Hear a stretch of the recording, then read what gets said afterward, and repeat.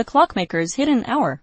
English Story Level 5. In the bustling city of Maryhaven, where airships drifted above crowded markets and brass towers gleamed beneath the sun, there lived a reclusive clockmaker named Phelan Crest. His small shop sat squeezed between two tall buildings, easily overlooked by passers-by. Yet those who stumbled inside discovered timepieces unlike any ever-crafted clocks that chimed in melodies, watches that glowed softly in the dark, and hourglasses whose sands shifted in colors like rippling rainbows. But Phelan kept one clock hidden from everyone. It sat locked in a brass vault beneath the floorboards, guarded by layers of gears and intricate locks. The clock had no hands and no numbers. Instead, its face shimmered like polished moonstone, swirling with faint currents of light. Phelan called it the Lost Hour, a device he had spent half his life building, though even he did not fully understand its purpose. One rainy evening, a young woman named Ree entered the shop seeking shelter. She was a historian fascinated by forgotten inventions, and the moment she saw Phelan's creations, her curiosity ignited. She asked endless questions, each one sharper and more thoughtful than the last. Phelan, who rarely spoke to visitors,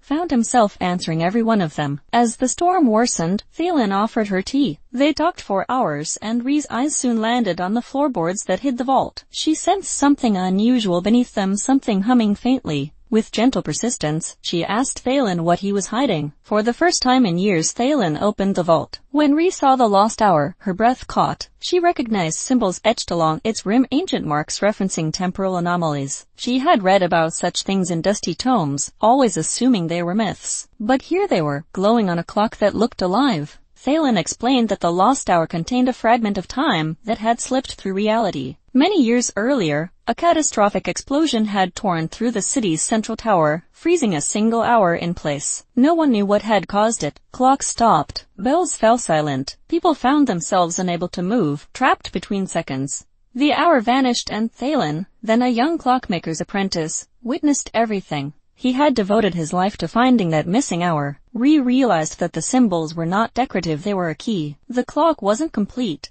It needed a counterpart object known as a temporal seal, rumored to be hidden within the city archives. She offered to help retrieve it, and though Phelan hesitated, he finally agreed. The next morning, they ventured into the underground archives, navigating tunnels lined with old machinery and forgotten relics. After hours of searching, they found a sealed chamber containing an obsidian medallion pulsing with faint warmth, the temporal seal. When they returned to the shop and placed the seal against the lost hour, the clock awakened. Its surface brightened, filling the room with a soft, white glow. Gears inside the vault began turning on their own. Then a pulse of energy swept outward, freezing everything except Phelan and Ree. Time had paused exactly as it had on the day the hour vanished. The clock projected a vision: the explosion, the swirling blue light, and a rift opening above the central tower. Phelan saw his younger self watching helplessly. Ree saw scholars trapped mid-movement, suspended like statues. The vision shifted, revealing the missing hour drifting in a rift beyond reality, sealed away to prevent greater disaster. The lost hour vibrated violently. Phelan reached toward it, but Ree stopped him.